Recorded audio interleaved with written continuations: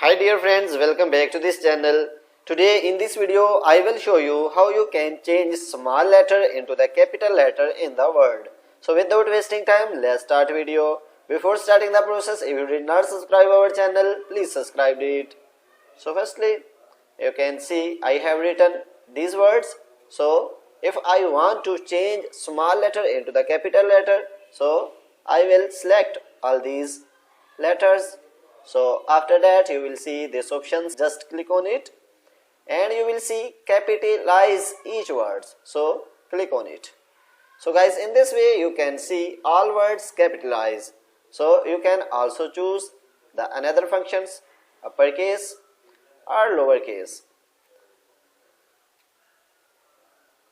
So guys, in this way you can change a small letter into the capital letter.